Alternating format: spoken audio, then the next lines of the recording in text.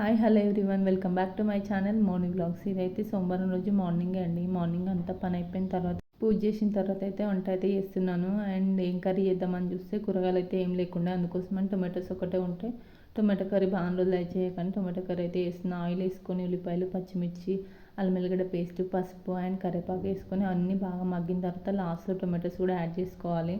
కొంచెం ఎక్కువనే వేసుకుంటున్న టొమాటోస్. నేనైతే బాగా రోజులు కర్రీ చేయక బాగా వచ్చింది కర్రీ అయితే. అండ్ తర్వాత అయితే బాగా మగ్గించాలి టొమాటోస్ని అయితే. అండ్ తర్వాత కారం వేసుకొని సాల్ట్ అండ్ ధనియాల పొడి కూడా వేసుకొని అవి బాగా మగ్గిన తర్వాత మనకు సరిపడినన్ని వాటర్ యాడ్ చేసుకోవచ్చు ఇందులో.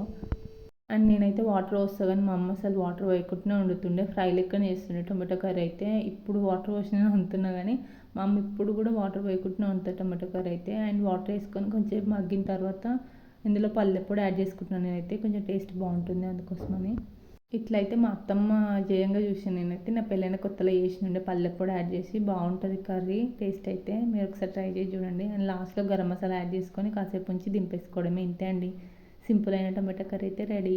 నేనైతే ఇక్కడ టొమాటో కర్రీ అండ్ రైస్తో అయితే తినేస్తున్నాను. టైం అప్పుడు 10 అవుతుందేమో. అంతా పని అయిపోయిన తర్వాత వంట చేసిన కదా, లేట్ అయింది చాలా, అప్పుడు తినేస్తున్నాను నేనైతే. అండ్ ఇదైతే నెక్స్ట్ డే. ఇక్కడ మిల్ మేకర్ కర్రీ చేద్దామని మిల్ మేకర్స్ అయితే ఉడకబెట్టి పక్కకెట్టేసాము. అండ్ నెక్స్ట్ మా పాపకు కూడా రైస్ పెట్టేశాను. అంతలోపు మా ఆయన అయితే కర్రీ చేస్తున్నాడు. ఆయిల్ వేసుకొని ఆవాలు, జీలకర్ర, ఉల్లిపాయలు, పచ్చిమిర్చి అండ్ ఉల్లిగడ్డ పేస్ట్ అండ్ పసుపు, కరివేపాకు అన్నీ వేసుకొని టొమాటోస్ కూడా వేసుకొని బాగా మగ్గిన తర్వాత ఇందులో ఉప్పు, కారం యాడ్ చేసుకోవాలి. అండ్ తర్వాత అయితే వాటర్ సరిపడిన వాటర్ యాడ్ చేసుకొని ముందుగా మనం ఉడికించి పెట్టుకున్న మిల్ మేకర్ కూడా యాడ్ చేసుకోవాలి. ఇందులోనే యాడ్ చేసుకొని సరిపడినన్ని వాటర్ వేసుకున్నాం కదా, అది మొత్తం ఇంకిపోయేంత వరకు ఉంచి కొబ్బరి పొడి యాడ్ చేసుకోవాలి. లాస్ట్లో కొబ్బరి పొడి యాడ్ చేసుకొని మరకాసేపు మగ్గించిన తర్వాత మనం నచ్చితే ఇందులో గరం మసాలా యాడ్ చేసుకోవచ్చు, లేకపోతే లేదు హెచ్చం కూడా వేసుకోవచ్చు, బాగుంటుంది టేస్ట్ అయితే. గరం మసాలా యాడ్ చేసుకున్న తర్వాత కాసేపు ఉంచితే సరిపోతుంది. ఇదైతే నైట్కి రైస్ అట్లనే మిగిలిందని మా ఆయన అయితే జీరా రైస్ చేస్తున్నాడు నార్మల్ రైస్తోనే. ఆయిల్ వేసుకొని జీలకర్ర కొంచెం ఎక్కువ వేసుకోవాలి, జీలకర్ర ఎక్కువ వేస్తేనే బాగుంటుంది టేస్ట్. అండ్ కొంచెం పచ్చిమిర్చి, ఒక 2 పచ్చిమిర్చి అయితే వేస్తున్నాడు ఇక్కడ. అండ్ మనకు బిర్యానీ ఆకు ఉంటుంది కదా, ఆ ఆకు మనం ఇంట్లో బిర్యానీ స్పైసెస్ కూడా వేసుకోవచ్చు, బాగుంటుంది. అండ్ ఎండుమిర్చి, కొంచెం కరివేపాకు అండ్ సాల్ట్, సరిపడినంత సాల్ట్ యాడ్ చేసుకోవాలి రైస్కి సరిపడినంత.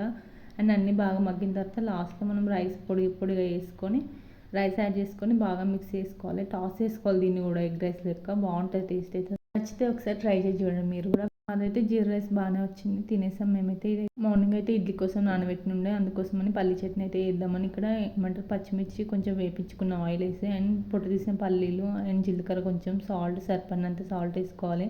అండ్ కొంచెం చింతపండు నానబెట్టుకుని వేసుకోవాలి, బాగుంటుంది టేస్ట్. చట్నీ చేసింది అయితే చూపించలేదు, మర్చిపోయినా నేనైతే వీడియో తీసుకున్నాను. అండ్ నెక్స్ట్ ఇక్కడ నేనైతే ఇడ్లీ పిండి తీసుకుంటున్నాను ఒక బౌల్లోకి. అండ్ తర్వాత అయితే ఇడ్లీలు వేసి పెట్టాలి. మా ఆయన మా పాప అయితే ఏమంటారు కటింగ్కి అయితే పోయారు. అంటే మా పాపకు కూడా హెయిర్ ఎక్కువ పెరిగిపోయింది, అందుకోసమని కటింగ్ చేపించుకొస్తా అన్నాడు, అందుకని పోయిండు. వాళ్ళు వచ్చేలోపు అయితే నేనైతే మా పాపకి రైస్ కడిగి పెట్టిన ఒక సైడ్. అండ్ ఇక్కడ ఇడ్లీలు కూడా పెట్టేస్తే సరిపోతుంది, వాళ్ళు వచ్చేలోపు ఇడ్లీ కూడా అయిపోతుంది, తర్వాత వెయిట్ చేసి పెట్టేయచ్చు. అందుకోసమని నేనైతే ఇక్కడ ఇడ్లీ ప్లేట్స్కి అయితే ఆయిల్ అయితే గ్రీస్ చేస్తున్నాను.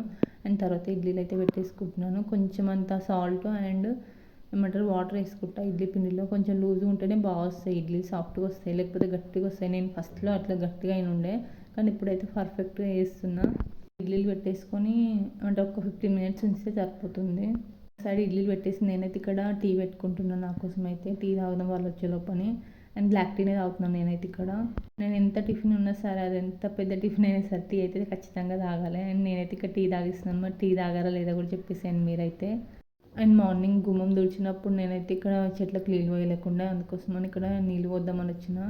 మనీ ప్లాంట్ అయితే మంచిగానే వస్తుంది, ఇది కొంచెం ఎండిపోయినట్టుంది, చూడాలి ఎట్లా వస్తుందో. అండ్ నెక్స్ట్ అయితే ఇక్కడ నేను వచ్చేలోపు అయితే ఇడ్లీ అయితే అయిపోయింది, అంటే అంటుకోవట్లేదు చేయికంటే, ఆల్మోస్ట్ అయిపోయినట్టే ఇడ్లీ. అండ్ ఇడ్లీ ఆఫ్ చేసేసి నేనైతే మా ఆయన మా పాప అయితే వచ్చేసినారు అప్పట్లోపు, వాళ్ళు స్నానం చేసినారు, అందుకోసమని మా ఆయనకైతే ఇక్కడ ఇడ్లీ పెట్టేస్తున్నాను. సాఫ్ట్గా బాగా వచ్చినాయి. ఫస్ట్ డే కంటే సెకండ్ డే బాగా వస్తాయి ఇడ్లీలు, ఎందుకంటే సెకండ్ డేకి ఇంకొంచెం మంచిగా ఉలుస్తుంది పిండి, అందుకోసమని సాఫ్ట్గా వస్తాయి ఇడ్లీలు, టేస్టీ కూడా ఉంటాయి. నాకైతే అట్నే అనిపిస్తుంది, మరి మీకు ఎట్లా అనిపిస్తుంది చెప్పేసేయండి. నేనైతే ఇక్కడ మా ఆయన కోసం అయితే ఇడ్లీ పెట్టిస్తున్నాను. అండ్ ఆయనకి పెట్టించిన తర్వాత నేను తిందామని ఆయనకైతే పెట్టించేసి, మా పాప కూడా తింటుంది ఒక ఇడ్లీ అట్లా. ఆమెకు రైస్ పెట్టేసాను నేను ఆల్రెడీ తినబెట్టేసిన, రైస్ తిన్న తర్వాత ఇడ్లీ తింటుందేమో అని, అందుకోసమని మా ఆయనకైతే ఇక్కడ ఇడ్లీ పెట్టేస్తున్నాను. మీరేం టిఫిన్ చేస్తారో కూడా చెప్పేసేయండి నాకైతే.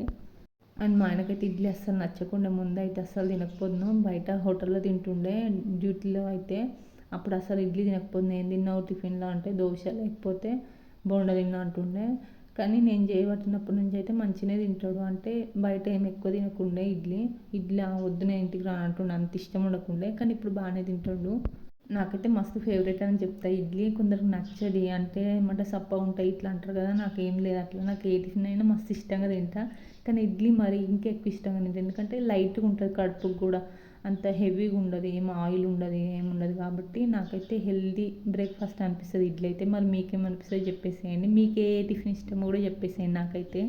నేనైతే ఇక్కడ తినేసాను. ఇడ్లీ తిన్న తర్వాత అయితే ఇక్కడ వంట చేస్తున్నాను. మా ఆయన అప్పట్లోకి చికెన్ తీసుకొని వచ్చినాడు, వచ్చేటప్పుడే చికెన్ తెచ్చినాడు. నేనైతే ఇక్కడ చిన్న చిన్నగా చాప్ చేసుకున్నా ఆనియన్స్ అయితే చాపర్లో వేసి చాప్ చేసుకున్నా. మస్తు కారం అవుతున్నాయి ఎందుకో ఈ ఉల్లిపాయలు అయితే. ఉల్లిపాయలు వేసుకొని ఆయిల్ వేసుకొని ఉల్లిపాయలు వేసుకున్న తర్వాత అయితే పచ్చిమిర్చి యాడ్ చేసుకుంటున్నా. ఒక 3 వేసుకున్న పచ్చిమిర్చి, అండ్ తర్వాత అల్లం వెల్లిగడ్డ పేస్ట్ కూడా యాడ్ చేసుకొని బాగా ఎక్కువ స్మెల్ వస్తుంది అల్లం వెల్లిగడ్డ పేస్ట్ బాగా మగ్గించి ఏమంటారు పచ్చివాసన అయ్యేంత వరకు మగ్గించి, అండ్ తర్వాత అయితే పసుపు యాడ్ చేసుకోవాలి. సరిపోయినంత పసుపు యాడ్ చేసుకొని అది కూడా మగ్గిన తర్వాత కరివేపాకు యాడ్ చేసుకోవాలి. మా దగ్గర అయితే ఎండిపోయిన కరివేపాకే ఉంది, ఇక లాస్ట్ ఇప్పుడే, అందుకోసమే ఎండిపోయినంత కరివేపాకు కూడా యాడ్ చేసుకొని టొమాటోస్ యాడ్ చేసుకోవాలి. ఒక్క టొమాటో యాడ్ చేసుకుంటున్నా, ఫ్రై కదా. టొమాటో యాడ్ చేసుకుంటే కొంచెం జ్యూసీగా ఉంటుంది ఏమంటే ఫ్రై అయితే కూడా, లేకపోతే డ్రైగా ఉంటుంది. అయిన తర్వాత నేనైతే ఇక్కడ వాష్ చేసి పెట్టుకుని చికెన్ కూడా యాడ్ చేసుకుంటున్నా.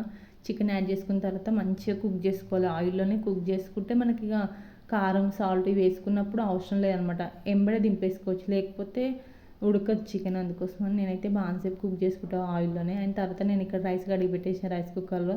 అంతలోపు చికెన్ అయితే మంచి కుక్ అయింది ఆయిల్లో. అయిన తర్వాత నేనైతే కారం సాల్ట్ అండ్ గరం మసాలా ధనియాల పొడి అన్నీ యాడ్ చేసుకొని బాగా మిక్స్ చేసుకుంటున్నాను. ఇక్కడ నేనైతే అన్నీ సిమ్లోనే మగ్గించాలి, ఎందుకంటే ఇప్పుడు ఉప్పు కారం వేసాం కదా మాడిపోతుంది, అందుకోసం. తర్వాత మూత పెట్టుకొని ఒక 5 మినిట్స్ అట్లా ఉంచేసి తర్వాత లాస్ట్లో చికెన్ మసాలా కూడా యాడ్ చేసుకొని లాస్ట్లో కరివేపాకు కూడా వేసేసుకొని కాసేపు ఉంచి దింపేసుకోవడమే. ఇంతే అండి, మన సింపుల్ చికెన్ ఫ్రై అయితే రెడీ. ఎమ్మీగా ఉంటుంది చికెన్ ఫ్రై అండ్ రైస్కి అయితే. అండ్ తర్వాత నేనైతే గ్రేవీ ఏం లేదు కదా, అందుకోసం పచ్చి పులుసు వేస్తున్నాను ఇక్కడ.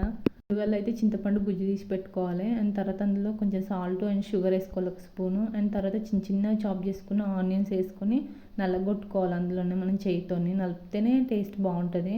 అండ్ తర్వాత ఇట్లా నల్లగొట్టుకున్న తర్వాత మనం ఒక చిన్న కడాయి తీసుకొని అందులోనే ఒక 2 స్పూన్స్ ఆయిల్ వేసుకోవాలి. ఆయిల్ వేసుకొని ఆవాలు అండ్ జీలకర్ర 2 వేసుకొని చిటపట్లు ఆడించాలి. అండ్ తర్వాత అయితే పచ్చిమిర్చి ఉంటే ఎండుమిర్చి కూడా వేసుకోవచ్చు, ఎండుమిర్చి వేసుకుంటే బాగుంటుంది టేస్ట్, కానీ మా దగ్గర లేకుండే అందుకోసం వేసుకోలేదు. అండ్ తర్వాత పసుపు అండ్ కారము కరివేపాకు అండ్ పల్లెపొడి వేసుకోవాలి, బాగుంటుంది టేస్ట్.